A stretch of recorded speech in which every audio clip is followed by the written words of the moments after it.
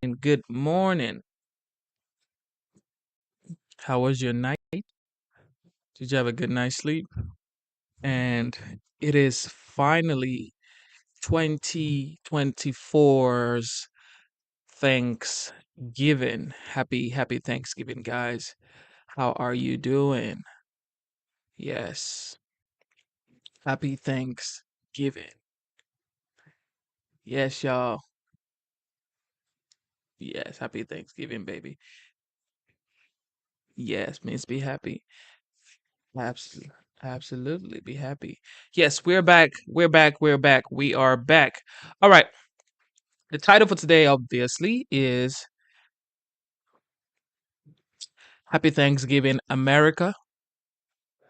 Happy Thanksgiving to America.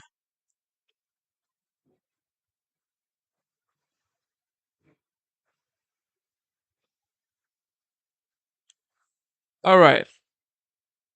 Barbara, happy Thanksgiving.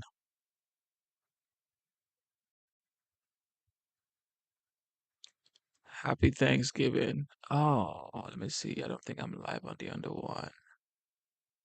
Whew. All right, let me go do it real fast.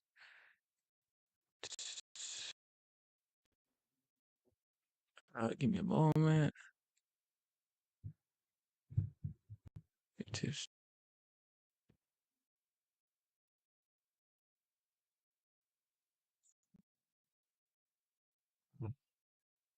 I don't think I'm live on the. I don't think I am.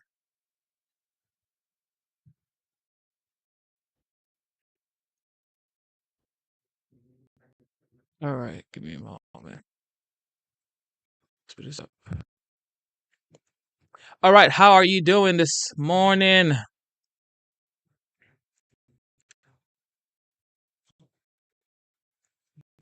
Have you started getting ready to eat your Thanksgiving turkey? It is currently 11:30 a.m. and today's date is the 28th of November 2024. Are you getting ready to eat the turkey? Turkey, turkey? Mm-hmm. You do. Oh, you do. Oh, you do. I do. I do love turkey. Yes. We're back. Thank you for tuning in to the live show. You know what time it is. Happy Thanksgiving. Welcome back to the live show. It is Boy Genesis. Welcome, welcome. I think we are currently live. All right, we are live on. All right. All right, with that being said, the title for today's stream is Happy Thanksgiving, America. I am sending you love and hugs and my daughter says kisses. All right. All right. All right. All right. With that being yes. Okay. So this is a message from the 47th president elect Donald J. Trump. He says, Happy Thanksgiving to all, including to the radical left lunatics who have worked so hard to destroy our country, but who have miserably failed and will always fail because their ideas and policies are so hopelessly bad that the great people of our nation just gave a landslide victory to those who want to make America great again. Don't worry, guys, says the president elect. Don't worry. Our country will soon be respected, productive, fair, and strong, and you will be more than ever before proud to be an American. I'm proud to be an American. At least I know I'm free. You know what time it is? Yes, yes, yes, y'all. Yes, that was a message from the president elect Donald J. Trump. He's saying, Don't worry, guys, you will be more than ever before proud to be an American. All right, let's.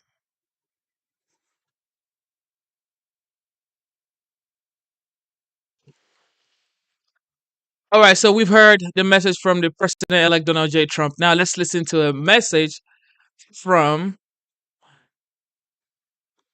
the Vice President of the United States and Doug.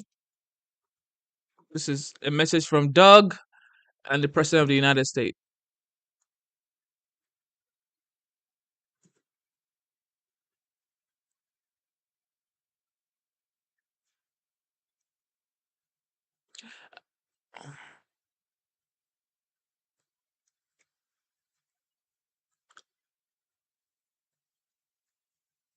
This is a message from Doug, who happens to be the husband of the Vice President of the United States, Kamala Harris.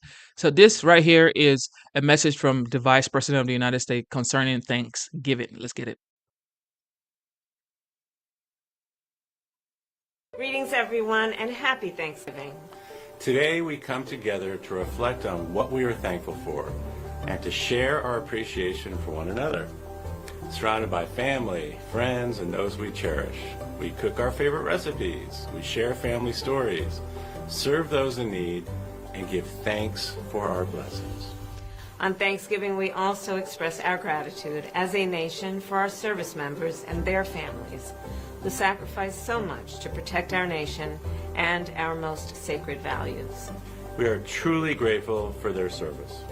So again, from our family to yours, Happy Thanksgiving, everyone.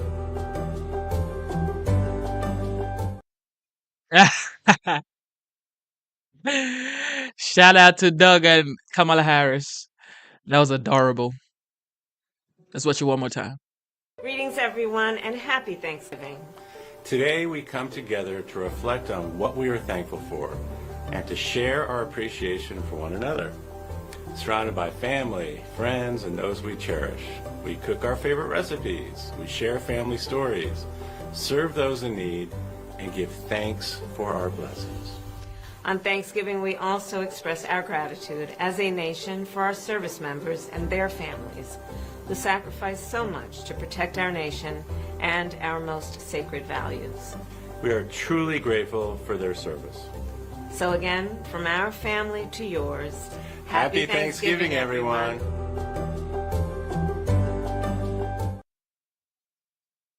Okay, shout out to Doug and shout out to the Vice President Kamala Harris. Happy Thanksgiving, guys. It is what it is. We are going to unite the country. We're not gonna separate, divide. This is Thanksgiving. We're gonna, spread love, spread joy, spread unity, because it is what it is. Happy Thanksgiving 2024. God bless you, the United States.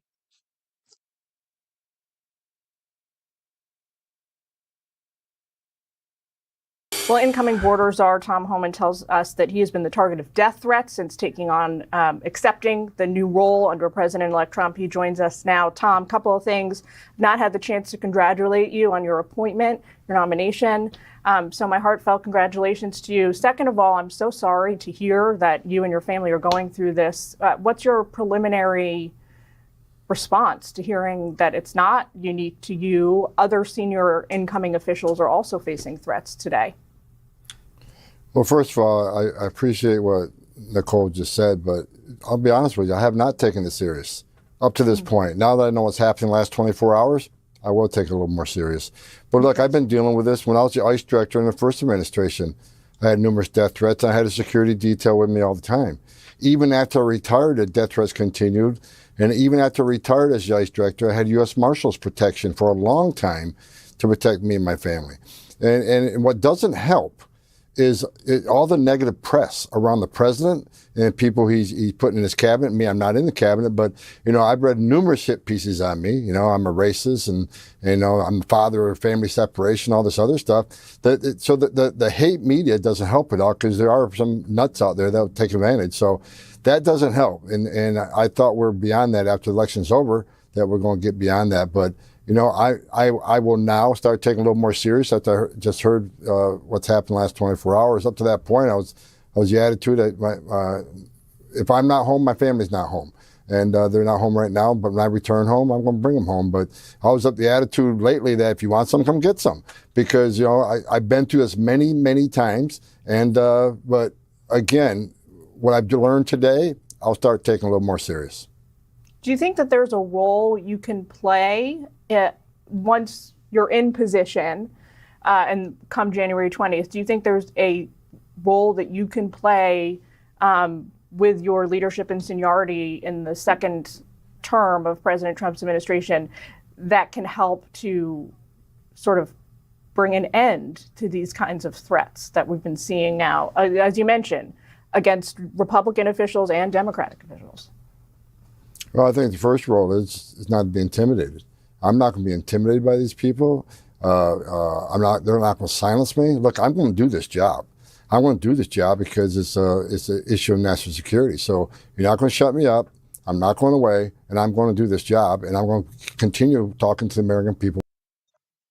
Why is there even threat back to the people Trump has decided to work with? His cabinet, border czar, these are people that the president-elect, the 47th, has decided to work with.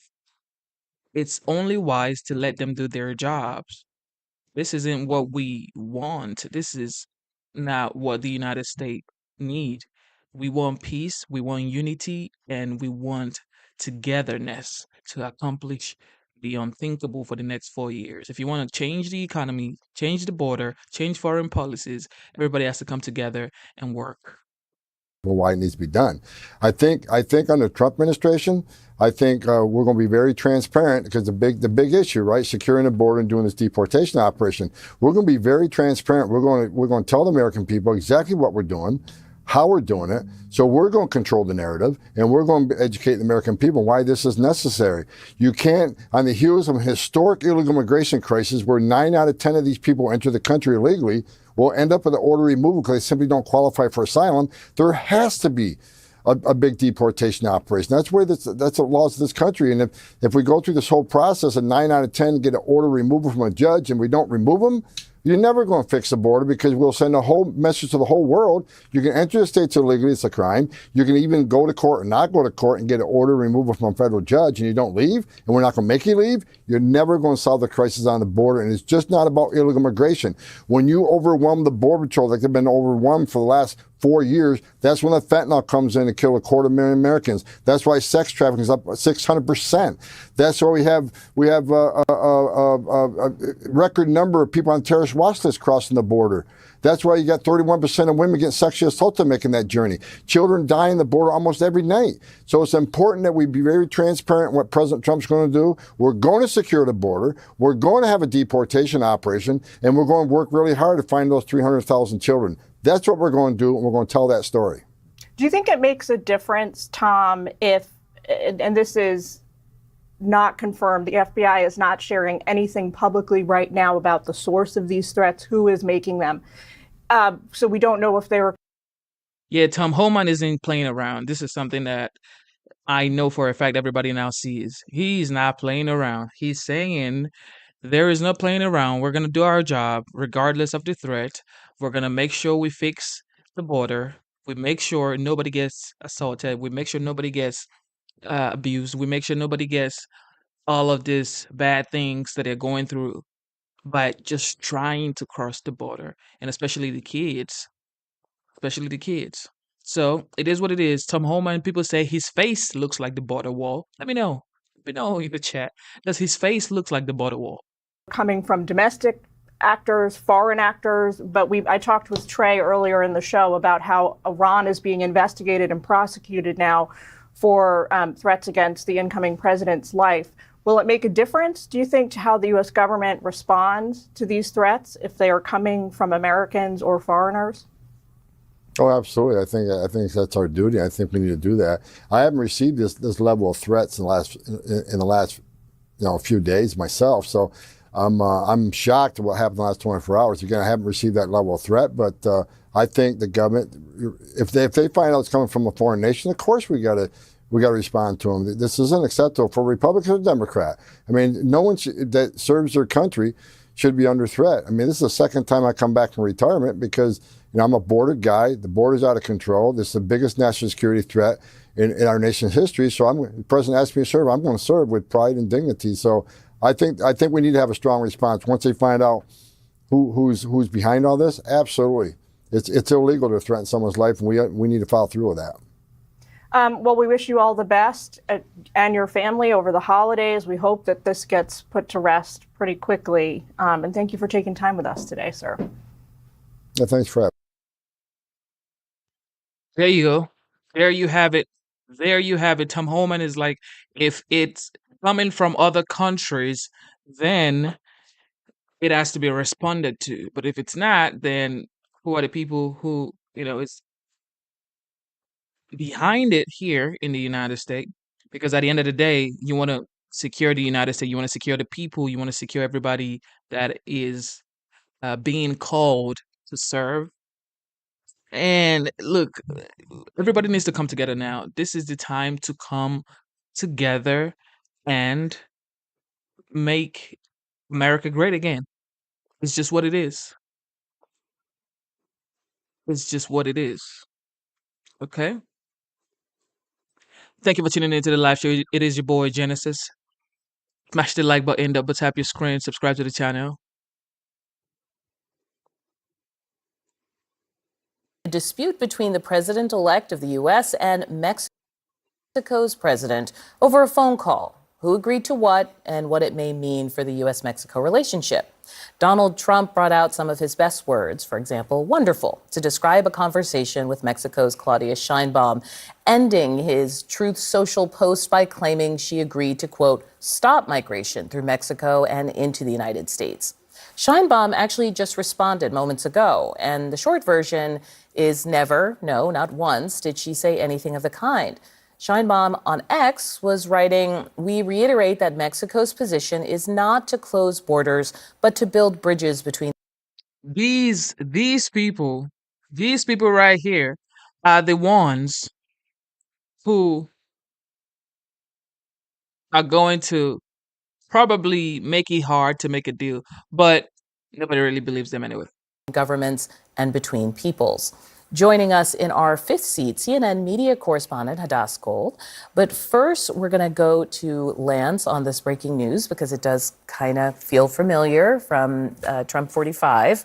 These initial kind of back and forth phone calls, interactions with other world leaders that sort of we hear one version of it and then we hear another version of it. Yeah, I think the big difference is Donald Trump has got a pretty big mandate, particularly when it comes to this border and getting fentanyl under control in this country. So that, to me, is the big difference from 2017. And I don't think that any country, Mexico especially, should underestimate Americans' tolerance for when it comes to getting the border under control and to getting fentanyl under control. I can remember being on the campaign trail. You meet families who they've lost children to this fentanyl. It is an epidemic across this country. And look, if you look back at the polling, the border was the number 2 issue consistently in every single poll. Donald Trump was leading. But this isn't a debate here about whether or not it needs to be done. It's him telling telling us that a world leader said it was going to be closed. You probably remember this from the first round of Trump, right? Where we would find out there was a very beautiful phone call and maybe we'd hear another version of the call. And one thing that always stuck out to me in those years was hearing from the reporters who covered Trump. I think Maggie Haberman said this well. Whenever she was reporting on something that happened in Trump world, she would sort of take what everybody would say and almost put it through a cheesecloth and try to get through the truth of what came out of that, the sort of what was alike in all of those statements to try to get to the truth. Because often we would hear of these differing sort of statements from different world leaders, from what the president would say, from what the world leaders would say. And that was sort of the difficulty in covering Trump, but also made it a bit more, I guess, chaotic and exciting in certain ways. So also fascinating that Sheinbaum, who's a relatively new leader, used X. Yeah, when I first read this earlier this evening, I was hoping it was true, right? I was hoping that all these things that were in there, fentanyl and a great relationship with the Mexico president, but history's a great predictor of the future. And Donald Trump does this too often. He splashes magic pixie dust on the page, and it really doesn't come to be true. And we need to take this serious. This mandate from the voters was we've got to take the border serious. But I really look at this as a two-pronged issue. We can't just take the border seriously without talking about immigration, right? I just don't think we can have that honest conversation. And if Donald Trump just hones this moment and he focuses in on trying to figure out where those illegal folks that are here, that are committing crimes, where they're at, then we can actually have a substantive conversation. But instead, he's just going to gallivant around and act like he's playing global global pit boss. Anyone else? No, I think that that's true. And Trump is trying to rule with a stick and not a carrot. And we've seen this time and time again. He is out here trying to strong arm a leader, particularly a female leader. And he is known for saying things that, quite frankly, are not true. We'll never see the transcript of that call. We'll never, you can say it's he said, she said, but we've seen time and time again where Trump will say something that happened in a call that is absolutely not true about that call. What we know from Mexico is that, quite frankly, they have not been good faith partners when it comes to immigration reform or reductions at the border or being honest about the fentanyl crisis or the caravans or anything else. Like, they have just not been helpful. But I do think that with this, with Donald Trump being president again, he has the opportunity to try to bridge some of this. He has the opportunity to be honest, not like he was about the border wall, which he said that they agreed to pay for and they didn't do that either. He has the opportunity to actually work and ensure that we do get to some resolution. A leader is a leader. Say it one more time. A leader is a leader. If you decide to lead the country and you happen to be a woman or you happen to be a man, nobody cares. You are a leader. So there's no particularly a leader. She's a female leader, a female president. She is the president of Mexico. So nobody cares if she's female or if he's male. You are the number one thing is you are the president. You are the leader. So stop. Now she's about to play the game that, okay, well, he's going to talk to her like that. He's going to lie like that because she's a woman. Always identity politics, always race politics with these folks. Always. Always. They never just mess it up. They never prove me wrong. They do the same thing every time. But honestly, this is going to come from Congress as well. When we talk about the crime, we have to be honest about the fact that a lot of the crime stats that Donald Trump has pushed out in the Republican Party have, quite frankly, been lies. The numbers aren't nearly as big as he would like to say that they are. And when we talk about the fentanyl crisis, we have to be honest that a lot of Americans are driving the fentanyl crisis, not people across the border. But I think the thing that's intriguing me is you have two new leaders and you have a world that is far more sort of familiar with the tactics of a Donald Trump, right? Like, now if you go into a room with him, what you can or should do after you leave that room if you're another world leader. All of these leaders negotiate through media to some degree. So we should separate the public statements from what's probably going on behind the scenes. They may be testing each other to see how they react to Trump's characterization of the meeting, because that's a sign of whether his leverage is working behind the scenes. So I don't think you should read too much into these public statements because at the end of the day, this is just a negotiation. It's brinkmanship. Well, that's what I'm saying. I mean, no one was on this phone call, so no one knows exactly what happened. But that, to my original point, the one thing he comes in with is, to me, a lot more of a mandate. And I just think the folks in Mexico need to be thinking long and hard about what he's willing to do, especially as somebody who doesn't have to run for office. She has her own mandate, right? Those are the dynamics we don't know anything about. Absolutely. I get it. She needs to talk tough. But I mean, I think this is an issue where the American people are lock solid. And they're the Americans that voted for him in the middle are expecting him to do something, not just build 20 miles of a wall for a selfie station. Bakari, I mean, it was interesting when Trump came out with that post. He made it sound as though he had solved the immigration crisis and what's happening down at the border. And the president of Mexico had a very different characterization. Yeah, and I just think that this is going to be somewhat typical of the next 4 years of the Trump administration. It's something that we see on X a lot, which has really become this kind of very, very, in terms of intellectual honesty, very shallow. But President Sheinbaum, in her response, ran circles around the incoming 47th president of the United States, talking about the agreements that Mexico has already made and the reduction that we've seen of border crossings and the things they're already doing. And she's going to be more than a formidable foe for Donald Trump. But I would tell people who are watching, and sometimes we don't do this, but Donald Trump is going to claim credit and then send a tweet out without actually doing anything and claiming some victories or success. That is who he is, and that's who he's always been. He has not solved anything yet, although he's claimed victory. And so this is going to be something that's happening. And this is why journalism matters and people like you matter, Jim, because you're going to have to turn the page and be able to show people that, look, I mean, just because you tweet it and say it doesn't mean anything. I tweet the fact that I should be in the NBA all the time, but I ain't there. Yeah, I would love that too. I would love to be in the NBA. But Scott, Let me ask you, does this mean that if we start to see migration coming across the border during a second Trump term, that means that this tweet from him this post is no longer operative? What does that mean? Does that mean he didn't solve it or she didn't solve it? What does that mean? I'll tell you what this whole thing means to me. First of all, it was interesting to hear Bakari describe the president of Mexico as a formidable foe. I don't think we ought to have to think of Mexico as a foe, although we currently should, because they've been a terrible neighbor. And I think he got her attention this week with his threat of tariffs. And she clearly hopped on the phone with him. And that's a good thing. She needs to pay attention to Donald Trump. And they need to pay attention to the United States. They have an important economic relationship with us, but they've been a terrible neighbor. And they do need to do more in terms of migration and drugs. This poison comes across the border. And this guy is absolutely right. They're not a foe. They're not supposed to be categorized as foes. No, they're supposed to be our neighbors, not foes. And you're supposed to do your duties, your responsibilities as a neighbor. You should protect your border, same as the United States should protect their border. Like, why would you say she's a formidable foe and Trump is going to have to do more than usual this time? No, that shouldn't be the case. But of course, this is the mainstream media. And this guy is not even the president of the United States. Keep in mind, the president of the United States today, 28th of November 2024, is Joe Biden. Trump is the 47th president-elect, and he will not be president until January. Don't forget that. And yet, he's making deals already. Man, you gotta love some Trump, man. You gotta love you some Trump. It kills Americans. And so I'm glad they talked.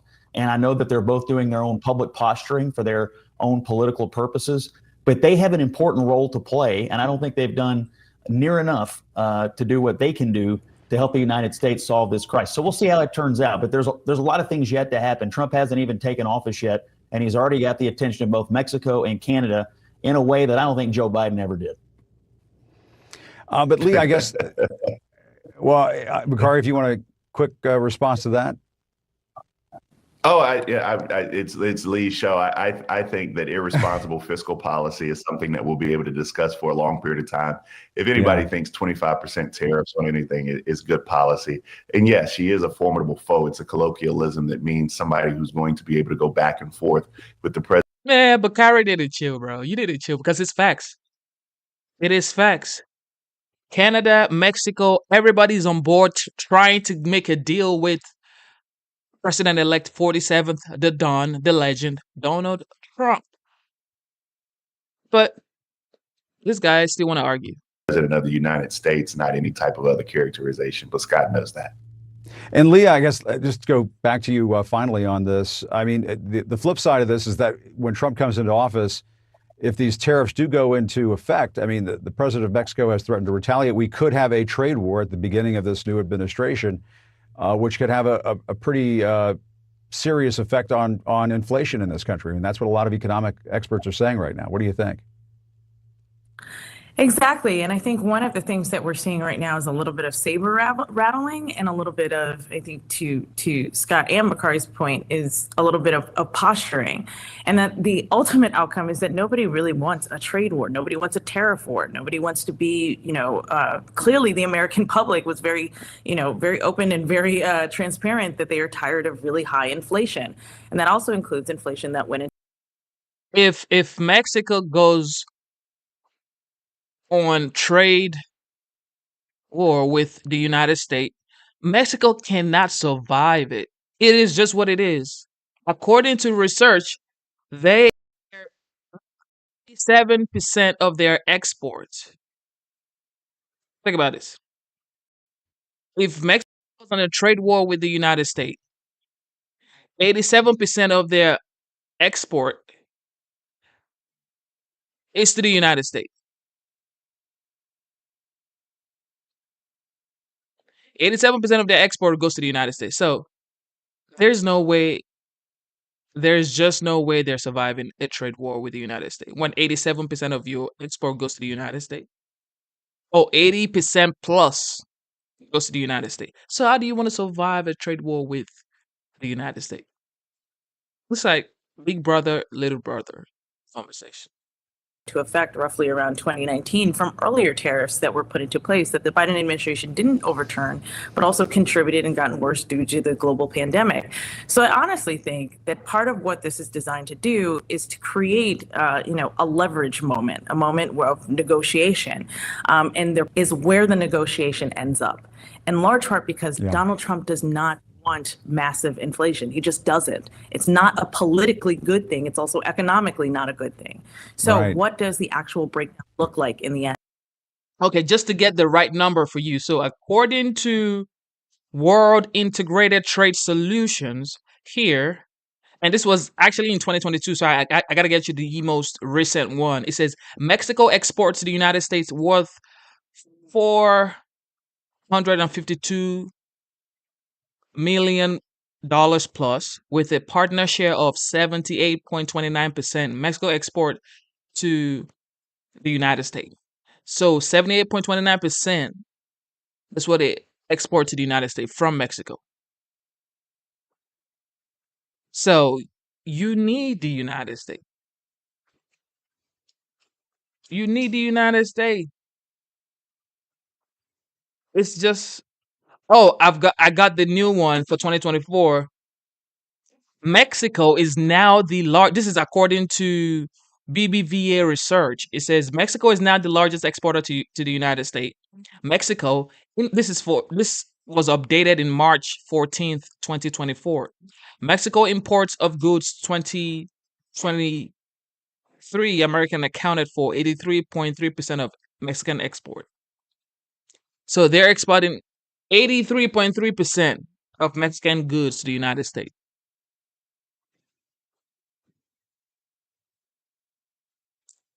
You can't win a trade war with the United States. Sorry, Mexico. Facebook founder Mark Zuckerberg had a private meeting with the president-elect today at Mar-a-Lago. This was just confirmed by Trump aide Stephen Miller. Now, Zuckerberg did not endorse either candidate during the election, but did tell Bloomberg in an interview that Trump standing up and pumping his fist, telling crowds to fight, fight, fight after the first assassination attempt was, quote, one of the most.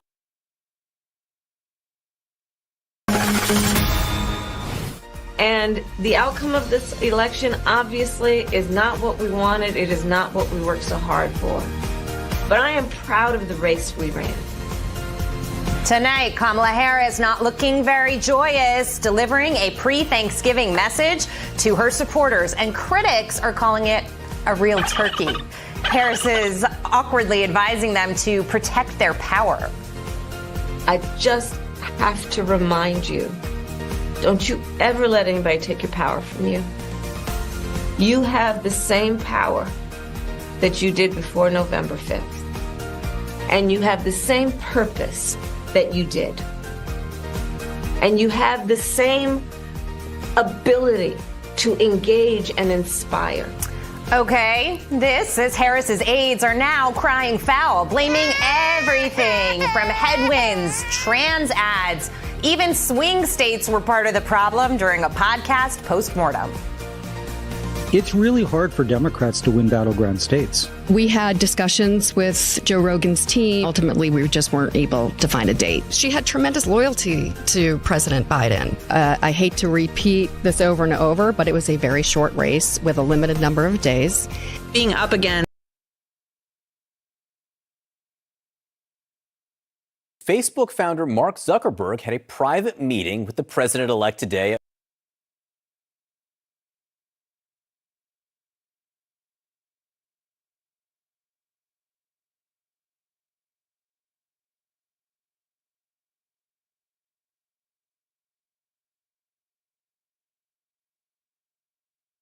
Mar-a-Lago. This was my mic was off. Oh my lord. Happy Thanksgiving, guys. Okay, we're not gonna do this today. Happy Thanksgiving. I'm thankful. Okay. It looks like Zuckerberg had a private meeting with Trump, and this was the guy that took away Trump's page, an account on Instagram and Facebook. Remember? But now he has said, you know what? I think this guy isn't that bad, okay? And taking down an account of a sitting president is just outrageous. Just confirmed by Trump aide Stephen Miller. Now, Zuckerberg did not endorse either candidate during the election, but did tell Bloomberg in an interview that Trump standing up and pumping his fist, telling crowds to fight, fight, fight after the first assassination attempt was, quote, one of the most badass things I've ever seen in my life. Back with us, Maggie Haberman, who reported that story for the New York Times. So, Maggie, what more can you tell us about this meeting between the president-elect and Mark Zuckerberg? So we're still learning about it, John. It was earlier today. Zuckerberg may still be there.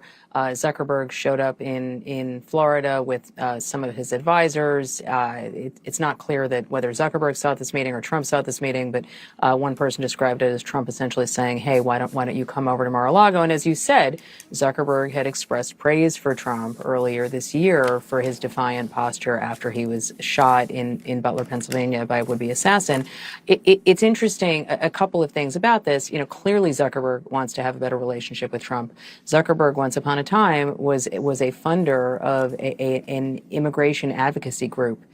Stephen Miller is Trump's one of his most powerful advisors, and also the person who largely drives or shares with Trump his hardline immigration agenda. And so it's really interesting hearing Stephen Miller talking about this meeting on television earlier. I think we will learn more, but we are seeing, as with a number of industries, but certainly the tech industry, a lot of people coming to Trump and not the other way around. That Miller-Zuckerberg dynamic, really interesting to note that. So other than these meetings, right, I mean, Trump has by and large filled out a lot of his administration way quicker than he did in 2016. So the question now is, what does he do with December, for instance? Do you have any sense of how he plans to spend his time? Golfing, meeting with people at Mar-a-Lago. I think enjoying the time that he's still in Florida before he comes back to Washington, which has never been a city he especially loves. I think, is it possible he will take a trip somewhere? It's possible, but I don't think there's any plans to at the moment. I think the goal was to try to get as many of these positions in place as possible for a variety of reasons. But one is so that hearings, assuming that they don't get recess appointments and the Senate to recess and then shove a lot of these more controversial nominees through, which I think is not likely. It's still possible. I just think it's not likely at the moment.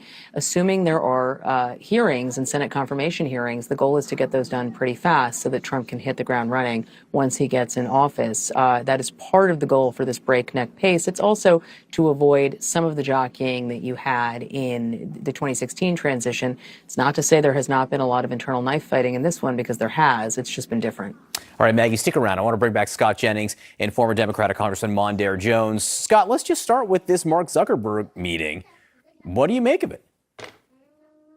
Well, I'm not surprised that he would want to go see the president-elect, and I'm not surprised Donald Trump would want to see him, too. I mean, these are two of the most powerful people in the world, and they can probably help each other with a tremendous amount of stuff, whether it's of a policy nature or information distribution nature. So, I'm glad to see, though, that people are going, and what this tells me is there's some acceptance that Donald Trump is the president-elect and that he's going to be our president come January. I remember back in 2016, it just felt like there was this sort of immediate resistance to Trump, that there was a lot of external and internal resistance to him. I don't really sense that this time around, and I see world leaders engaging with Trump. I see Mark Zuckerberg engaging with Trump.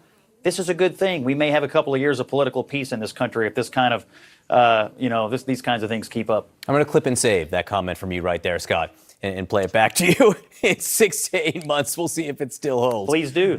Congressman, is the Democratic Party losing Silicon Valley? It really does seem like more and more Silicon Valley executives and insiders are at least going out of their way to, if not meet with the president, at least president-elect, praise him. Like, I think if Kamala Harris had won the election, Mark Zuckerberg would be going to pay homage to her, too. He's got a significant policy interest in this. Having served on the antitrust subcommittee in Congress, I know that regulating the world's largest tech companies, Facebook, Google, Apple, and Amazon, is one of those rare areas of bipartisan consensus. Republicans want to do it for different reasons. They think that these companies are censoring conservative speech. Democrats typically want to do it, regulation that is, because they think that these companies have been anti-competitive in the marketplace. And so I think it behooves him from a business standpoint to visit with Donald Trump. This is very different, by the way, from Joe Scarborough going down to Mar-a-Lago and bending the knee after cultivating a brand for himself as someone who's going to stand up to Donald Trump, who poses an existential threat to our democracy. That's just hypocrisy. Well, looks like the Silicon Valley billionaires just keep on walking through Mar-a-Lago. Tonight, it was Mark Zuckerberg's turn. The Meta CEO went down there to meet with President-elect Donald Trump. A Meta spokesperson confirmed it, said it was Trump who invited Zuckerberg, and that Zuckerberg was, quote, grateful for the meeting. Just remember, Facebook booted Trump off the platform after January 6th, before then reinstating his account in 2023. The two have had... That guy just called the president-elect an existential threat to democracy, which, what does that even mean now at this point in time? This guy is the president-elect, the 47th. Why are you still going back as if you guys are still campaigning? So you're going to call it a legitimate president of the United States that was elected by the popular votes, by the Electoral College. You're still going to call him an existential threat to democracy? Really? These people are just sore losers. Just call it a rocky relationship, to say the least. Well, joining me now is CNN political commentator and Republican strategist Brad Todd, and former special assistant to President Biden, Megan Hayes. Glad to see you both this evening. Brad, they've had a bit of a contentious relationship, Trump and Zuckerberg. Trump actually once threatened to have him jailed, if we can all recall that. So what's it all about? Why this meeting? One phrase and three numbers, Section 230. The social media giants currently are protected from liability suits based on Section 230. Media companies could be sued if they say things that defame other people, but social media companies cannot. Because they're a platform that just basically is like, I'm hosting you, but it's not responsible for what you say. That's correct. However, Mark Zuckerberg and many other platforms began curating people, as we all know, which deciding what stays on the platform, what doesn't. A lot of Republicans in Congress, people like Josh Hawley, think that means they should be liable. If you're making decisions about the content on your platform, that means you're not just neutrally hosting it, then you should not have that special liability protection. With Republicans in charge, both the White House and Congress, I think Section 230 reform is on the agenda. And Mark Zuckerberg, he doesn't want to be on the wrong side of that. It's part of what the incoming FCC or nominee has focused on in previous writings as well, the idea of Section 230, and this accusation that there has been censorship by those who hold these platforms. So what would stand out about Trump's having a friendly relationship with, say, Mark Zuckerberg? He already certainly has one with Elon Musk. I mean, I think this is a mutually beneficial relationship, right? Like, I think this is beneficial for Mark Zuckerberg to go down there. They had a really tumultuous relationship in his first term. And I think it's smart for him to go down there just for the reasons you're mentioning. But this is a massive place of media for him. This is another way that Trump can reach voters where they are. But it also, Zuckerberg needs him on his side. They need to get along. And so I think this is trying to mend the relationship that they didn't have in his first term. I mean, Congress has tried to do this, though. I mean, the idea of Trump talking to Mark Zuckerberg and that would solve the issue might be farcical to the members of Congress who've been trying to not only understand technology, but also to try to reform Section 230 and bring it up to sort of congressional code, so to speak. Then you've got people like Elon Musk, though, Brad, literally posting and putting federal workers on notice on X that he wants to fire some of them. He actually named, I think, 4 relatively unknown employees, examples of people that he actually does want to fire. Why would he do that as a way of promoting perhaps the Doge department? Well, of course, Elon Musk is not going to have any official authority in this White House. It's outside the government that the Doge is going to operate. I think in the end... Do you think that's true, though? He seems to have a lot of influence. I think it's influence. Influence, but not authority. Those are two different things. I think he does have a lot of influence, and I think that in the end, the Doge is going to end up focusing not on individual people, but on more structural reforms. For instance, we have spent $42 billion on Joe Biden's broadband program that hasn't signed anybody up on the internet. They spent tons to build 17 charging stations for electric vehicles. Those are the kind of wasteful government programs that are going to be either contracted out to providers who could do it, or right-sized, or maybe even move some of those departments out of Washington. But I think it'll be macro picture before all said and done. But macro would be what you said. The micro would be naming individuals. Why take that route then? I don't think he should. I think we've seen in the last 24 hours all of these people who have been swatted and who have had bomb threats at their house that are now public figures. I mean, they've been public figures but are being named. These are people who either are political appointees or civil servants that are being named in an unfair way. They seem to have, Elon Musk seems to have a vendetta or personal issues with them or what their offices are doing. So it's not appropriate for him to be doing that. But I do agree that they should be looking at the government holistically and not at individual people. Noah's house should be swatted. Well, Noah's should be in that- their I mean, that driveway. goes without should not saying. happen. You know who agrees with that? Elon Musk thought that when they were tracking his flights. He was particularly perturbed about that and not having sort of privacy, which is, it's befuddling to think of why he would do that. But also, you've got longtime Trump ally Steve Bannon telling Puck's Peter Hamby that Musk was the deciding factor in Trump's win, saying, to be brutally frank, it's the reason we won. Do you agree with that? I agree with Steve Bannon on very little, but I'm going to halfway agree with him on this. Really? I think for that one of the key demographics for Trump that he improved on versus last time was with younger men. And I think a lot of younger men see Elon Musk as a disruptor, and they see that he's changed a lot of industries that they find relevant to their life. John Fetterman, the senator from Pennsylvania, the Democrat, said that a lot of young men saw in him Tony Stark, the Marvel hero. And so Elon Musk is kind of that mysterious, superhero person to some people. So I think it was more important the endorsement than Oprah, and maybe a more important endorsement than Taylor Swift in this presidential campaign. So I might buy Steve Bannon's argument on this. I mean, this is facts because I said this a couple of weeks ago. Elon Musk played a big role in electing Donald J. Trump as the 47th president-elect. However, Trump was already going to win, really. It's a combination of everything. Tulsi Gabbard, RFK, Joe Rogan, Dana White, the influencers, Aiden Ross, the young influencers, Theo Vaughn. It's a huge amount of influx of people who just wanted Trump to win, and everybody worked together. So it's not just Elon Musk. Elon Musk is just like an icing on the cake. He's like the Iron Man, the Batman of the Republican Party now, because he just kind of came along and just said, you know what, we're gonna do this, and we're gonna do this to win, because everybody knows this man has changed the game for electric cars, for space travel, for the internet, Starlink, a lot of things he's done. So he's been a big proponent of the new age technology and just new age lifestyle, basically. Patrick, let's start with that idea. When people, if there are such people who say that they need a liberal Joe Rogan, what do you think they actually mean when they say that? Well, I think the short answer is they do need a new Joe Rogan. The question is, what does that look like? And I don't know if it's you can actually create it. Apparently a lot of Republicans were creating some of these podcasters and so on. So now the mainstream media has changed quite a bit. And I don't know if it's so much about who the person is or if there is a person, it's where they're getting their message to and how they're getting it out there. Because obviously, as Joe Rogan himself said, everybody's getting their information from their phone. So where are you going to get that now? You can go on X like I do all the time and you get it from all sides there. But I think for the Democrats, they need to find a way to get their message out to the people that they didn't get it out to. Misha, I see you ready to jump here. I agree with that. I think it is more an understanding of the new ecosystem, where people are getting their media messages from. We know that a lot of it is digital, it's social media. People aren't picking up the newspaper anymore. Did, right? They TikTok their way through the coconut summer. And nobody cared about the coconuts.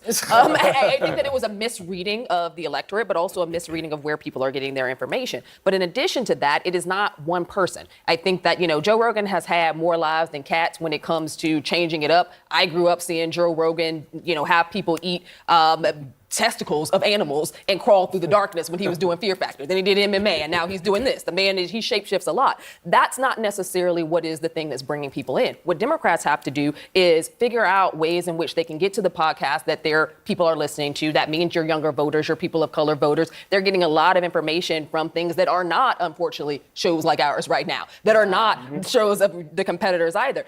You have to find a way to break through that. And I think that for Democrats, largely, their investments have been in ad buys and campaigns that are focused on media that the young people, that diverse voter just aren't in anymore. I think Democrats need to find a message first. What is their message to voters? That I don't understand. Do they want to be the far left? Do they want to be moderate? Do they want to be, where do they want to land? I mean, it's so inauthentic to me to hear, like, we need to find our own. How are we going to create somebody out of thin air? First, they need to find a message and figure out who they are, and then figure all that out. So it wasn't healthcare access. It wasn't housing affordability. It wasn't childcare affordability. It wasn't having, assistance in your home for the, that sandwich generation. None of those things. Look, I'm not. Look, you guys are the one arguing all the time on TV and on radio and everywhere else about what the message is. I'm just saying they need to figure out the message. And then, to be clear, Republicans argue about their message all the time. And I think I grew up with right-wing radio and obviously Rush Limbaugh. There's always been a robust right-wing media ecosystem. And the question I have is, how much of this is actually about audience and what you will allow? Meaning, the campaign didn't let Kamala Harris sit for 3 hours. And I don't think the campaign would have put her in front of Theo Vaughn to talk about his cocaine habit. Look. Like, Democrats have a different sense of, like, what's okay to do. That's actually precisely the point. However, Bernie Sanders. These guys always want to talk about the past. We're talking about now, when Trump entered into the chat, okay? When Trump entered into the chat, everything changed because this guy is authentic. He tells the American people what they're actually feeling. He's not belittling them. He's not telling them, you guys are not educated. That's why you're voting for Kamala or Joe Biden. Stop going to 1909. This is the new age, okay? This is the recent times. As soon as Trump entered into the political chat, everything changed because this man tells it like it is, and it is hard for people to go back to what they've been fed all these years. Now they know what a political candidate should talk like, or should speak like. We want authenticity. We don't want someone who is reading the script, someone who is reading script and just following, campaign handlers, people who handle campaigns and like say, okay, you know what? This is what you should say. This is what you should say. This is what you should say. This is what you shouldn't say. This is a script and this is what they want to hear. No, come out, be authentic. We don't need Hollywood elites to come out and come campaign with you. We want you to tell us what you are going to do for the plumbers, for the farmers, for the construction workers, for the welders, okay, for the carpenters. That's what the people want to hear now. For the truck drivers, nobody cares about your script, okay? Be authentic, know what you're saying, know your work, know the economy, and how are you going to bring this economy back? Sanders had no problem going on Joe Rogan years ago when Joe Rogan endorsed him. I've been on Rogan's show 3 times. I've probably heard over 100 hours of it in the past decade. A decade ago, Joe Rogan was a Bernie Sanders supporter who would get emotional talking about how important it is to legalize marijuana, who would get emotional talking about how important it is to get Christianity out of politics, in particular on the abortion issue, who had a host of left-wing opinions, including about healthcare. And liberals drove him away by calling him a racist, unearthing jokes he made, calling him a misogynist, really with no evidence. When you make racist calling him jokes a transphobe, about people of color, calling him a people lot of calling you comedians racist is likely make going to jokes happen. all the time. Calling him transphobic because he didn't like He seeing also didn't Fallon love the Fox vaccine thing, right? beating up. To our point earlier. That also used to be a left-wing opinion, to be against vaccines like 20 years ago. Again, so he actually hasn't shapeshifted very much, to your point. The Democratic Party has shapeshifted and driven him away and alienated his followers. I think what he ended up seeing was an American political spirit that shifted, and he found ways. He's a lot smarter than people give him credit for. He found ways to walk into where those people were. Yes, he was a... And this, ladies and gentlemen, is why the Democratic Party will lose in 2028 and in 2032. They never listen. They never take correction. They always want to argue. They always want to prove that they are right, and they're always right. And they're always right in their opinion. They're always right. Look at the veins on her neck trying to prove a point that she knows she's wrong. Proud, ultra leftist, and then he became a proud person on the right, largely because he saw shifting towards the right, and that's where his money and his audience could come from. He shifted because more of his listeners shifted, and that's where he drove it to. That's nothing more than consumerism at work. Which of his beliefs changed in the past 10 years? It's really hard to point out which of his beliefs. But can I zoom out from him? Because I think there is this, and I see you nodding as well, this kind of bigger question. Like, you have a Jon Stewart, right? You had You have Pod Save America. You have all kinds of Conan even O'Brien, the late night, television brigade. They're all left on the late night shows. I think what he said to me, what rings true about this whole concept of finding the liberal Joe Rogan is he said inauthentic. And when you talked about what Kamala Harris did in this campaign, knocking on doors, doing it sort of the traditional way, right? Raising tons of money.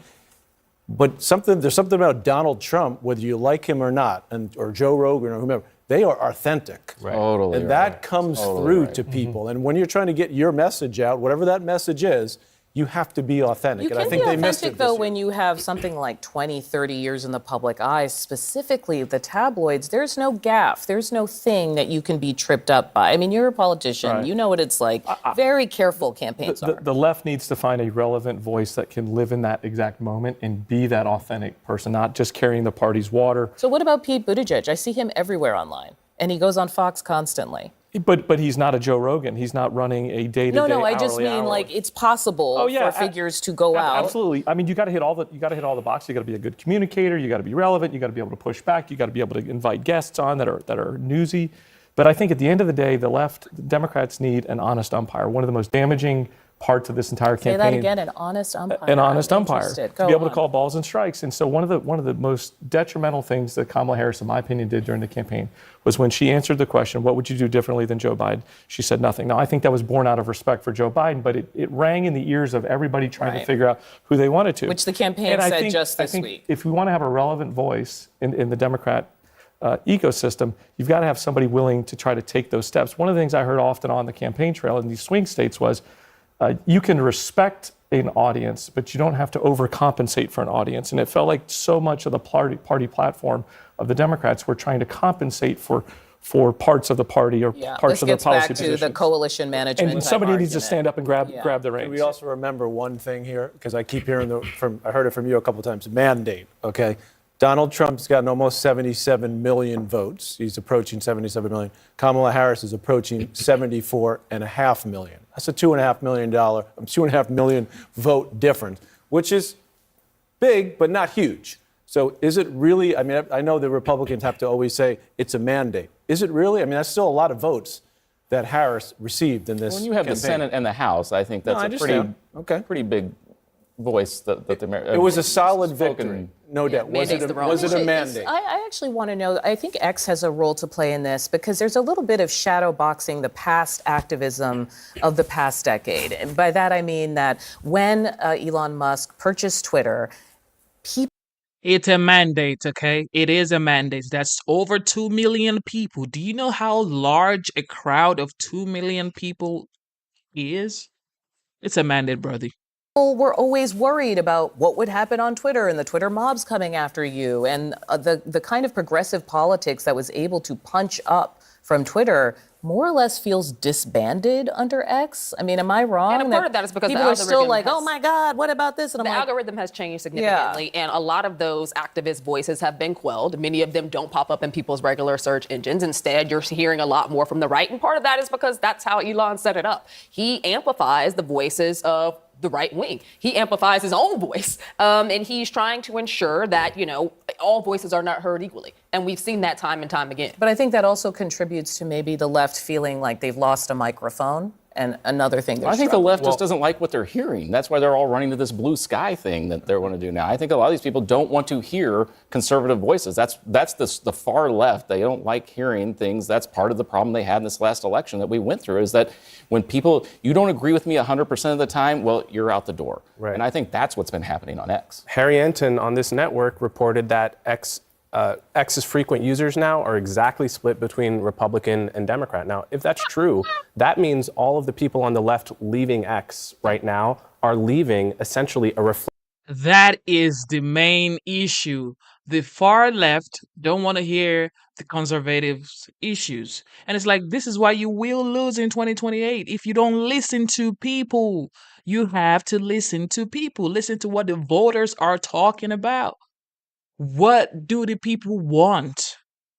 Listen, you are supposed to be public servants, government officials. You're supposed to listen to people. Hey, Jake, what would you like to see in your community? Hey, Stephanie, what do you think the schools need. This is how to have a dialogue with the voters. Don't say they're conservatives. I'm not going to listen to them because I don't believe what they believe, but I'm supposed to be a public servant. Reflection of the country because they're not comfortable with the power they used to have on X. But there wouldn't be right and left media if people didn't kind of flock to their For me, their it just feels like it should be the public square. I think those are Elon's words. He referred to Twitter as the public square.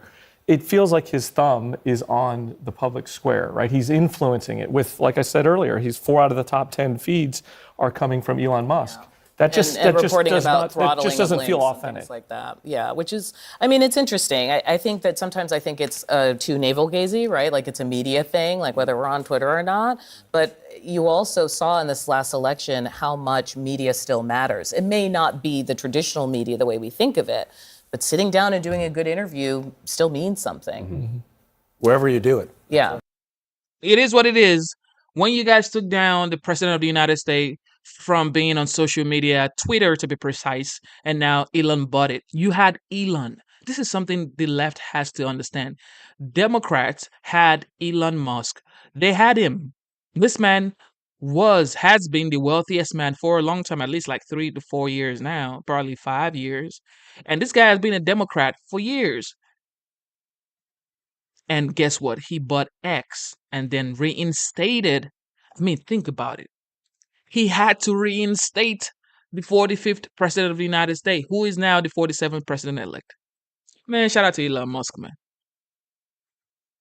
Now, Thanksgiving for sure. Are you talking about politics around the table? People in our culture right now need extra encouragement to cut people off. I don't know what your impression has been from your friends. Guys, are you talking about Thanksgiving around the Thanksgiving?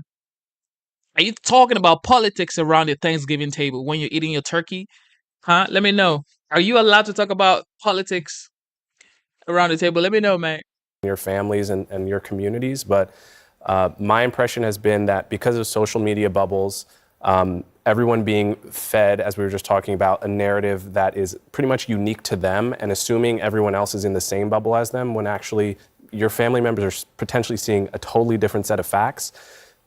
You know, the idea that we don't have enough cutting off going right now, so we need to encourage that is a little crazy to me. Amisha, I want to ask you, because I think for Democrats in particular, because I've been actually reading up on family estrangement over politics, there are so many aspects of the platform that were also linked to values, right? And so rejection was literally like rejecting, as she suggested, me rather than some political idea. How does that affect that conversation? I love Sunny Hostin, but I am in disagreement with her in that conversation. As somebody who was born in Chicago but raised in the South, Mississippi, North Florida, went to college in Tennessee, a lot of my friends are conservative. I've sat at conservative tables on holidays for years. And at the end of the day, there is no, food fighting back and forth over who voted for who. And that's just not something that you do. I also think that, we live in integrated communities of politics and ideas. There's conservatives in my own family. And at the end of the day, we're not going to disavow you because you either voted differently or you chose, in many cases, not to vote in this election. That's another vote loss for Kamala. And that's not part of the conversation. So I think that, some people are taking this way too far because this isn't the first election cycle the Democrats have had where they lost. It is what it is. The pendulum swings in both directions. But it's also your family is your family. And I don't think that you should be someone who distances yourself based on an election or anything of that sort, just because this family is lifelong. It is not that serious. So you're not doing the protect your peace, mental health. Lance, your face says no. The view is like Trump derangement syndrome on steroids. So even talking about anything that they say on there just makes me crazy. This is so antithetical. She actually said something I agree with. I definitely agree with her. Your family's lifelong. Political situations are just 4 years, 8 years in terms. So I agree with her. I never thought I was going to agree with that lady. To who we are as a country to who we are in America. We promote family. We should welcome people into our family. We were talking about this before the show. I can't think of a time when I go to my families and we have this big discussion about politics and who voted for who and oh my God, can you miss? So anyway, it's a bunch of nonsense from these folks. But it doesn't happen that way, right? It's like your brother-in-law makes a little comment and then you're like, why are we here with this guy? And then everyone gets mad. And Well, then that's what we were it's saying. like, Those are the people that get, it's a little more insidious than we just were saying like. those are the people that get disinvited. Right. You just at the end of the How day. is that different? Why have we not seen them in a few years? How is you know? that different? There are always family issues, right? Whether Yeah. they're political or whether they're non-political that come up over the holidays. And I think you have to try to put these aside. I mean, we all have to try to move on. I will say that I have, my wife and I have a friend coming over tomorrow who's a member of the gay community who doesn't want to go back to his family in Florida. And that to me, as a friend of his, hurts. You know, it hurts when you hear that because he feels that he's been excommunicated or that he can't go and see his family because they voted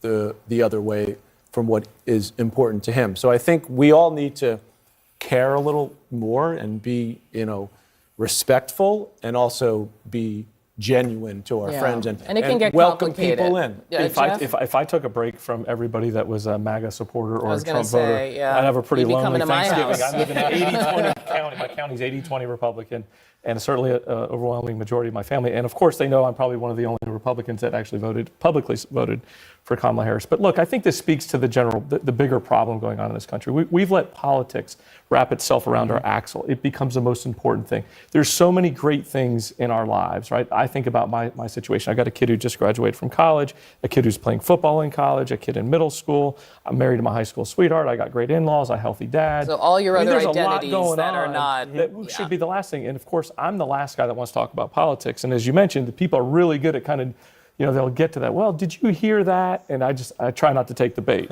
I know too much. I know too much. It is the truth. Okay, do not take this too seriously because a lot of people just, they try to talk you down, they belittle you, they shame you for voting for Trump, especially if you're. And they're like, well, especially if you're like me, that was born in Nigeria. I moved here about 7 years ago. I became a United States citizen. It took me 5 years to become a United States citizen. And I voted for President Donald Trump. And now it's like, well, you're an immigrant. You came here. Now you're a citizen of the United States. And you're brown skinned and you want to vote for Trump? Why are you like this? You are going to suffer. You're going to be this. You are illiterate. You are this. You are that. Call me names. You are shameful to your race. You are this. You're that. That's what they do. They call me names because I voted for Trump. So there should not be any sort of division. There shouldn't be any sort of division if you vote for Kamala Harris. I still like you. I'm still going to be your guy. I'm still going to be your child. I'm still going to talk to you. I'm still going to chill with you. It's like, why are you being so, childish? This is just what it is. We have to do better. Anyway, ladies and gentlemen, thank you for tuning into the live show. You know what time it is. It is your boy, Genesis. Yes, sir. Yes, sir. Yes, sir.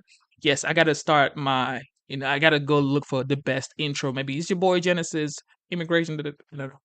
All right. Double tap your screen. Double tap your screen twice to like the live show. Double tap your screen twice to like the live show, okay? We gotta like the live show, ladies and gentlemen. Let's get the likes up to 100 likes. Let's get 10% of the people watching right now to like the live show. All right, next one. Although Thanksgiving is an American holiday, the spirit of the day is rooted in our roots as a nation in God and faith. And it's moments like these when I think we need to be introspective, obviously thankful that we are lucky on this show to be able to today seek the counsel of one of the wisest men that I know. Our next guest, Fox News contributor, theologian, Jonathan Morris. I'm always still ready to say father, right? So I'm sure everyone still slips for everyone. But, I want to talk to you. It's so important today because considering just how vitriolic the last year has been. I mean, really, I don't think anyone who's alive has ever seen a political environment that was this vitriolic. Yeah, this person's a bad guy, she's a bad guy, he's a bad guy, but never to this degree where hatred was on the menu. What should be on the menu tomorrow during these Thanksgiving dinners to sort of begin the healing process? Yeah, and family members who love each other very much have been divided, right? I think tomorrow And this is not a lack of courage or lack of being honest and truthful and authentic. No, tomorrow is a great time, and these weeks, I would say, is a great time to find what you have in common with the person with whom you disagree and talk about that. Everybody knows where you stand. Right. Everybody knows where you stand. Right. And it's a great time to show respect and love. Think about how respectful God is. If you believe in God, and if we believe in an all-powerful God, how respectful He is, right, of our free will. He's not forcing us to do the right thing, just the opposite.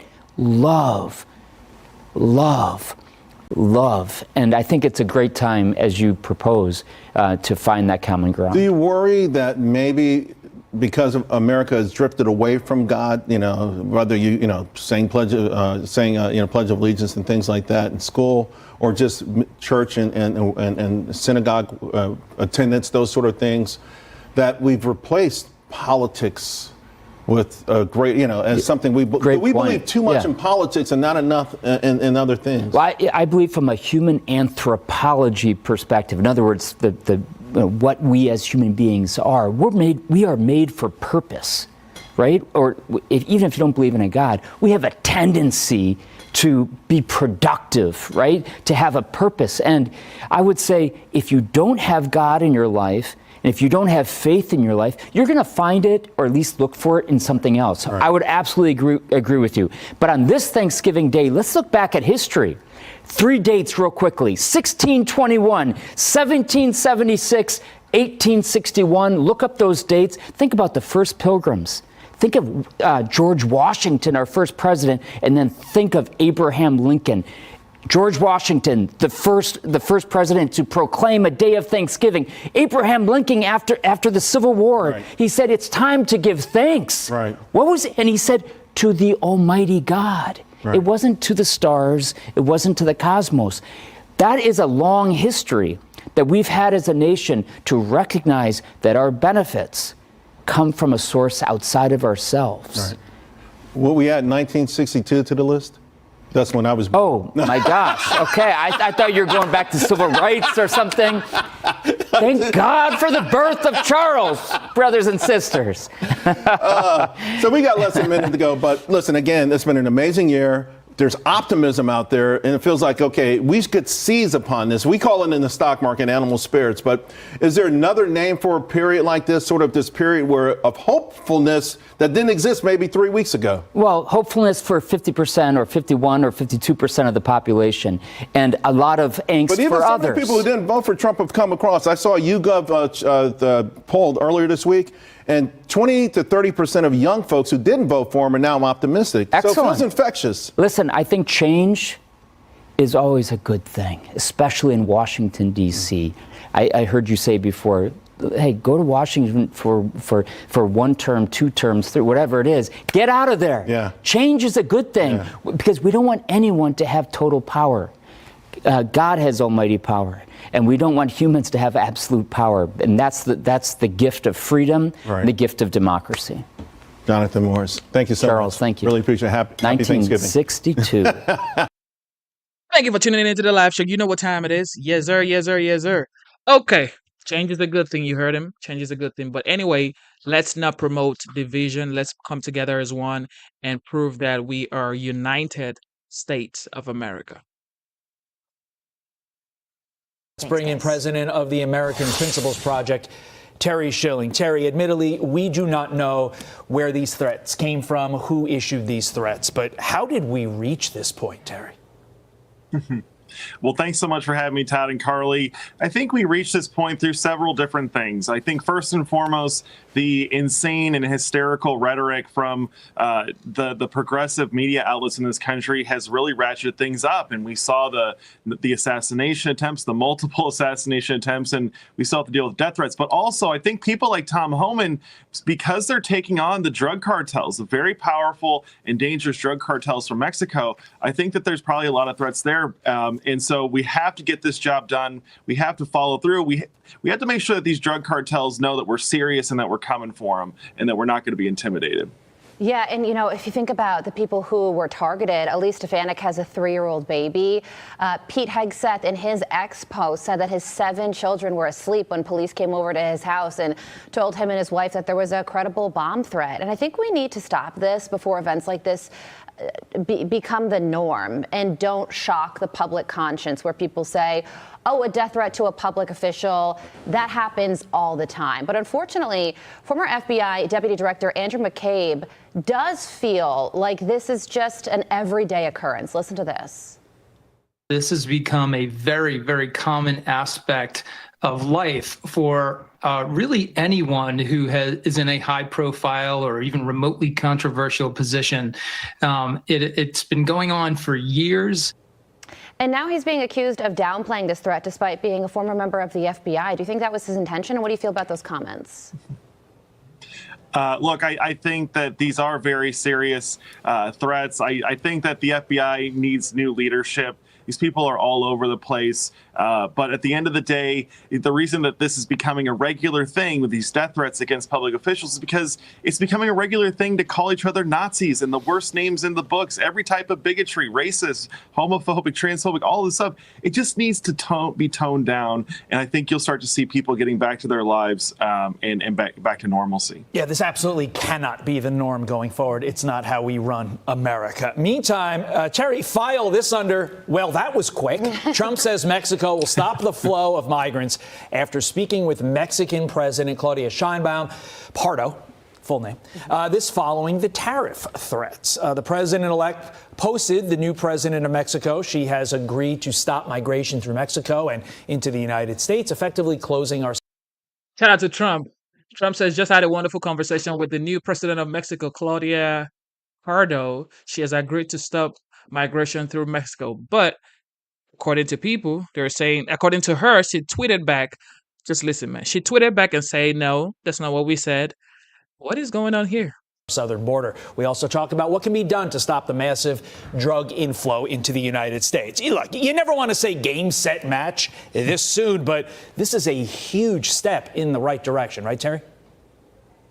No, I think that's right. And I think that these foreign leaders that President Trump dealt with in his first term understand that he's being sent to Washington, D.C. with a mandate this time. They know that they threw everything against him and that the American people are behind him. And what could be more scary for these nations knowing that we're actually going to go for it this time. But I think President Trump's already delivering, promises made, promises kept, and we need to keep this up and keep it going further.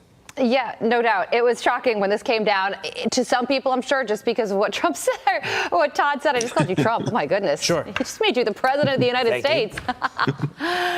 He's not even in office yet, and he's already talking to the leaders and says that he solved problems. The president of Mexico posted on X that she spoke with Trump over the phone and discussed strengthening collaboration on security issues, and that the conversation was excellent. So more to come on that front.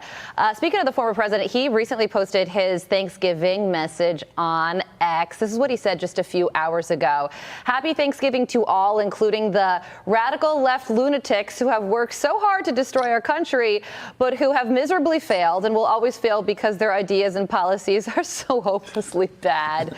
Well, he's acting on those words because, according to the Washington Post, the president-elect's advisors are discussing ways to strip federal resources from Chicago and other Democrat-run cities if they refuse to participate in deportation of undocumented illegal immigrants next year. Mayor Brandon Johnson out of Chicago already responded, saying Chicago will not be intimidated. So it looks like, as the Washington Post says, that we're headed for a showdown. How does this go? Well, I think we all know who wins these battles between the federal government and the states. It's going to be the federal government. These cities like Chicago and like Denver and like Los Angeles, they've all become way too dependent on federal assistance. And so Donald Trump is exactly right here, forcing them to choose between importing all the criminals and illegal immigrants they want and the federal dollars.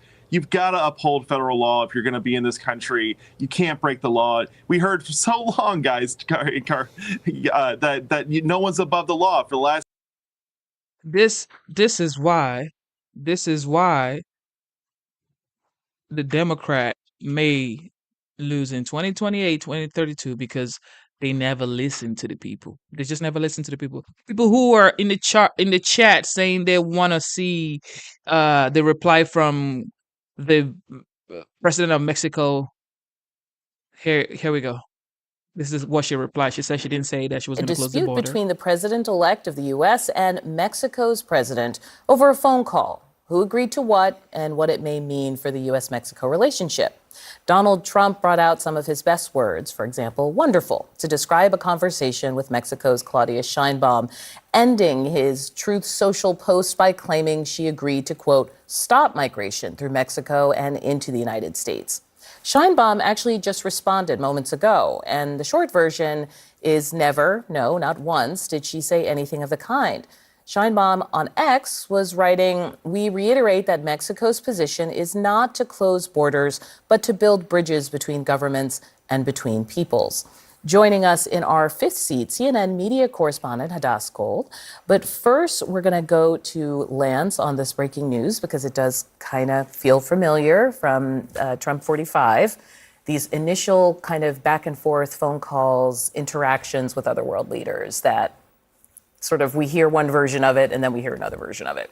Yeah, I think the big difference is Donald Trump has got a pretty big mandate, particularly when it comes to this border and getting fentanyl under control in this country. So that, to me, is the big difference from 2017. And I don't think that any country, Mexico especially, should underestimate Americans' tolerance for when it comes to getting the border under control and to getting fentanyl under control. I can remember being on the campaign trail. You meet families who they've lost children to this fentanyl. It is an epidemic across this country. And look, if you look back at the polling, the border was the #2 issue consistently in every single poll. Donald Trump was leading. But this isn't a debate here about whether or not it needs to be done. It's him telling telling us that a world leader said it was going to be closed. You probably remember this from the first round of Trump, right? Where we would find out there was a very beautiful phone call and maybe we'd hear another version of the call. And one thing that always stuck out to me in those years was hearing from the reporters who covered Trump. I think Maggie Haberman said this well. Whenever she was reporting on something that happened in Trump world, she would sort of take what everybody would say and would almost put it through a cheesecloth and try to get through the truth of what came out of that, the sort of what was alike in all of those statements to try to get to the truth. Because often we would hear of these differing sort of statements from different world leaders, from what the president would say, from what the world leaders would say. And that was sort of the difficulty in covering Trump, but also made it a bit more, I guess, chaotic and exciting in certain ways. So also fascinating that Sheinbaum, who's a relatively new leader, used X. Yeah, when I first read this earlier this evening, I was hoping it was true, right? I was hoping that all these things that were in there, fentanyl and a great relationship with the Mexico president, but history is a great predictor of the future. And Donald Trump does this too often. He splashes magic pixie dust on the page, and it really doesn't come to be true. And we need to take this serious. This mandate from the voters was we've got to take the border serious. But I really look at this as a two-pronged issue. We can't just take the border seriously without talking about immigration, right? I just don't think we can have that honest conversation. And if Donald Trump just hones this moment and he focuses in on trying to figure out where those illegal folks that are here, that are committing crimes, where they're at, then we can actually have a substantive conversation. But instead, he's just going to gallivant around and act like he's playing global pit boss. Anyone else? No, I think that that's true. And Trump is trying to rule with a stick and not a carrot. And we've seen this time and time again. He is out here trying to strong arm a leader, particularly a female leader. And he is known for saying things that, quite frankly, are not true. We'll never see the transcript of that call. We'll never, you can say it's he said, she said, but we've seen time and time again where Trump will say something that happened in a call that is absolutely not true about that call. What we know from Mexico is that, quite frankly, they have not been good faith partners when it comes to immigration reform or reductions at the border or being honest about the fentanyl crisis or the caravans or anything else. Like, they have just not been helpful. But I do think that with this, with Donald Trump being president again, he has the opportunity to try to bridge some of this. He has the opportunity to be honest, not like he was about the border wall, which he said that they agreed to pay for and they didn't do that either. He has the opportunity to actually work and ensure that we do get to some resolution. But honestly, this is going to come from Congress as well. When we talk about the crime, we have to be honest about the fact that a lot of the crime stats that Donald Trump has pushed out in the Republican Party have, quite frankly, been lies. The numbers aren't nearly as big as he would like to say that they are. And when we talk about the fentanyl crisis, we have to be honest that a lot of Americans are driving the fentanyl crisis, not people across the border. I think the thing that's intriguing me is you have two new leaders and you have a world that is far more sort of familiar with the tactics of a Donald Trump, right? Like now you know if you go into a room with him what you can or should do after you leave that room if you're another world leader. All of these leaders negotiate through media Yeah. to some degree. So we should separate the public statements from what's probably going on behind the scenes. They may be testing each other to see how they react to Trump's characterization of the meeting, because that's a sign of whether his leverage is working behind the scenes. So I don't think you should read too much into these public statements, because at the end of the day, this is just a negotiation. It's brinkmanship. Well, that's what I'm saying. I mean, no one was on this phone call, so no one knows exactly what happened. But that, to my original point, the one thing he comes in with is, to me, a lot more of a mandate. And I just think the folks in Mexico need to be thinking long and hard about what he's willing to do, especially as somebody who doesn't have to run for office. She has her own mandate, right? Those are the And I dynamics get it. we don't And know anything about. Absolutely. I get it. She needs to talk tough. But I mean, I think this is an issue where the American people are lock solid, and they're very The Americans that voted for him in the middle are expecting him to do something, not just build 20 miles of a wall for a selfie station. Bakari, I mean, it was interesting when Trump came out with that post. He made it sound as though he had solved the immigration crisis and what's happening down at the border. And the president of Mexico had a very different characterization. Yeah, and I just think that this is going to be somewhat typical of the next 4 years of the Trump administration. It's something that we see on X a lot, which has really become this kind of very, in terms of intellectual honesty, very shallow. But President Sheinbaum, in her response, ran circles around the incoming 47th president of the United States, talking about the agreements that Mexico has already made and the reduction that we've seen of border crossings and the things they're already doing.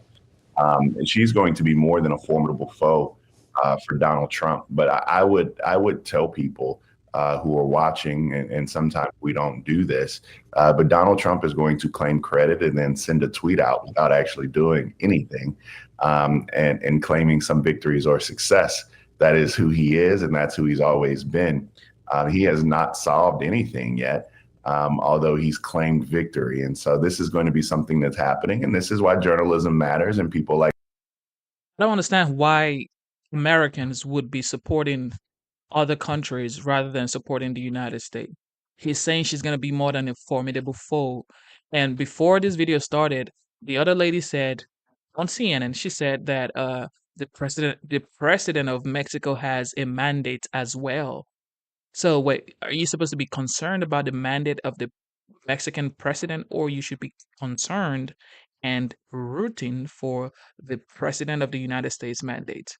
Same guy right here saying she's gonna be a formidable foe. Is that, I mean, that means you hoping and praying and wishing that the president of the United States, President-elect Donald Trump, messes up. You matter, Jim, because you're going to have to turn the page and be able to show people that, look, I mean, just because you tweet it and say it doesn't mean anything. I tweet the fact that I should be in the NBA all the time, but I ain't there. Yeah, I would love that too. I would love to be in the NBA. But Scott, let me ask you, does this mean that if we start to see, migration coming across the border during a second Trump term, that means that this tweet from him this post is no longer operative? What does that mean? Does that mean he didn't solve it or she didn't solve it? What does that mean? I'll tell you what this whole thing means to me. First of all, it was interesting to hear Bakari describe the president of Mexico as a formidable foe. I don't think we ought to have to think of Mexico as a foe, although we currently should, because they've been a terrible neighbor. And I think he got her attention this week with his threat of tariffs, and she clearly hopped on the phone with him, and that's a good thing. She needs to pay attention to Donald Trump, and they need to pay attention to the United States. They have an important economic relationship with us, but they've been a terrible neighbor, and they do need to do more in terms of migration and drugs. This poison comes across the border. It kills Americans. And so I'm glad they talked, and I know that they're both doing their own public posturing for their own political purposes, but they have an important role to play, and I don't think they've done near enough to do what they can do to help the United States solve this crisis. So we'll see how it turns out. But there's a lot of things yet to happen. Trump hasn't even taken office yet, and he's already got the attention of both Mexico and Canada in a way that I don't think Joe Biden ever did. But Lee, I guess, Bakari, if you want a quick response to that. Oh, it's Lee's show. I think that irresponsible fiscal policy is something that we'll be able to discuss for a long period of time.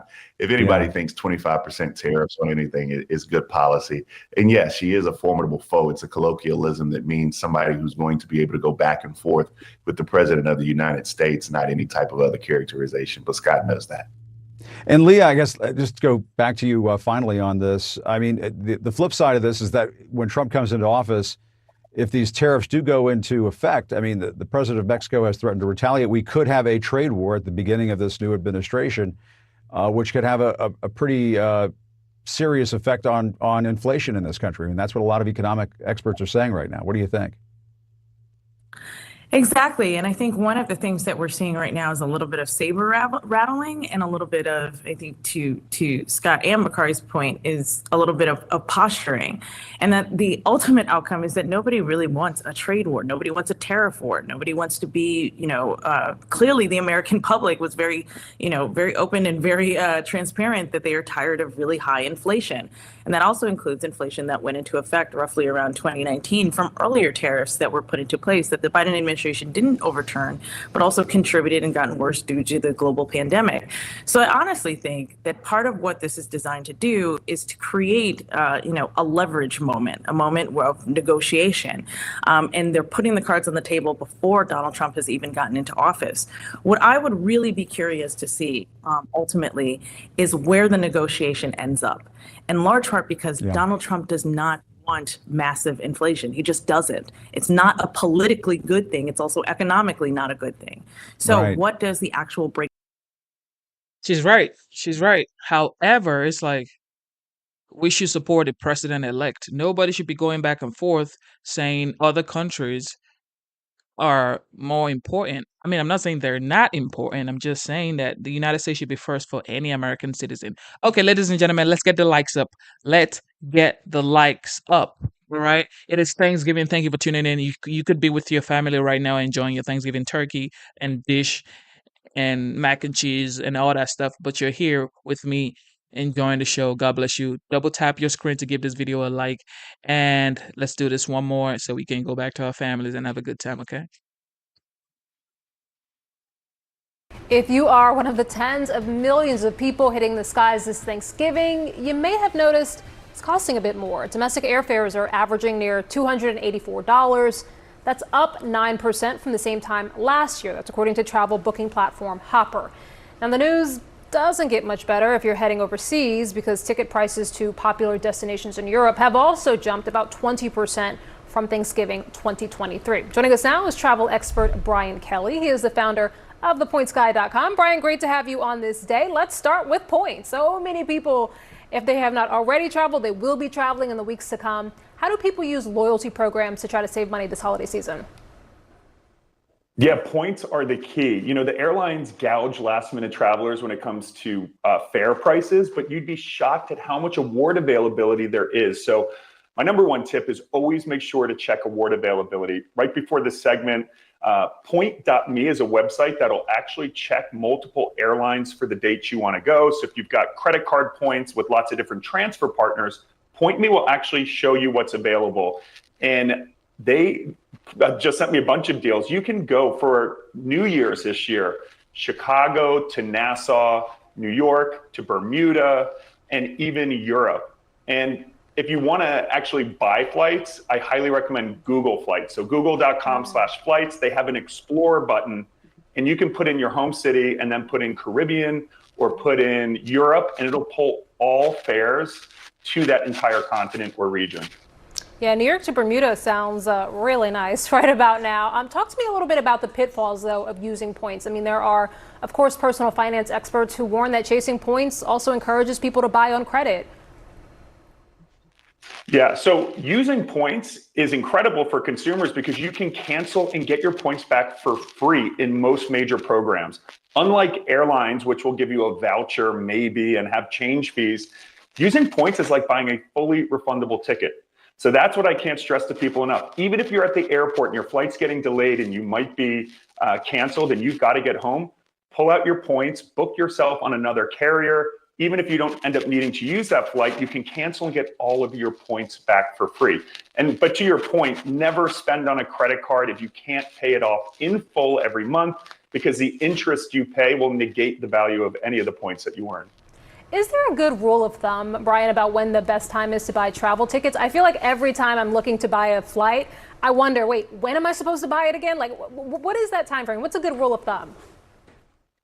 A good rule of thumb is 4 to 6 weeks prior for domestic, and basically 3 months, 2 to 3 months and prior for international. Now note, the airlines will take advantage of you if you want to book a year in advance. They charge a premium, but most airlines will release frequent flyer mile awards for most of their flights at 11 months or so in advance. So if you can plan a year in advance and have miles, book as soon as the calendar opens up for that airline. That's how a lot of people in the points and miles world will snag those really hard to get tickets, like to the Maldives or Hawaii.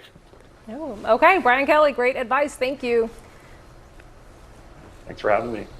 See, the issue is when you want to buy your tickets like 11 months in advance like me, but your husband wants to buy it the week before the trip. That's where the issue is. A push and pull, yes, for sure. For sure. Well, Back now with our national lead, today's big travel questions. Will you or your guests make it on time for Thanksgiving dinner? And just how will the weather impact those plans? First, let's tackle the travel.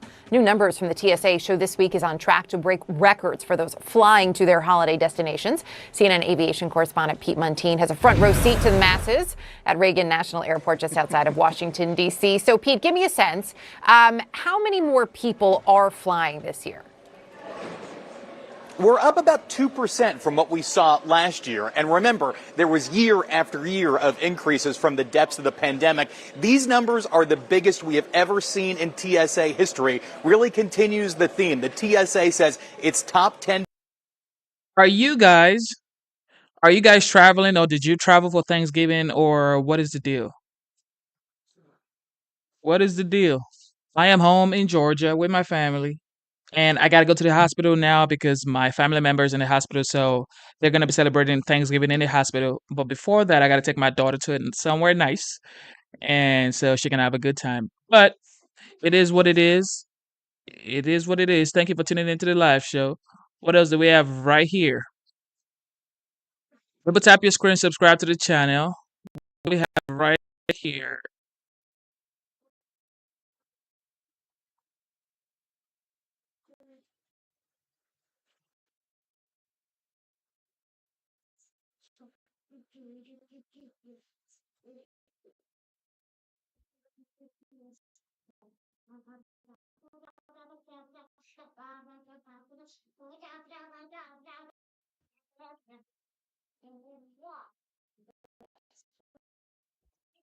And it with this.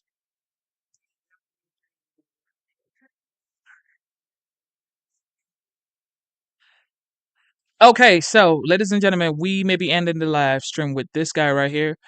And this is about how Biden's team are actually collaborating with the incoming president-elect Trump and how they're working together, hopefully together, to make everything seamless.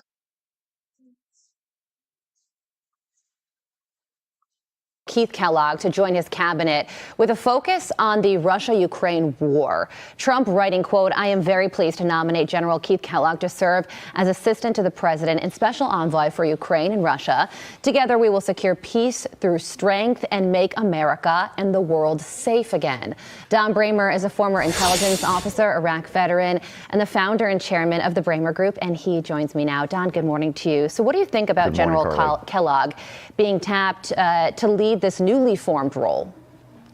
Well, I congratulate General Kellogg on this role, and I think he'll do a splendid job. You know, he's highly decorated, he's highly respected in both military and intelligence circles, and this is the kind of strategic thinker that we need to put an end to these costly wars, especially the Ukraine conflict, that America keeps writing a blank check for, with the president asking for yet another $24 billion just this week as he heads out the door.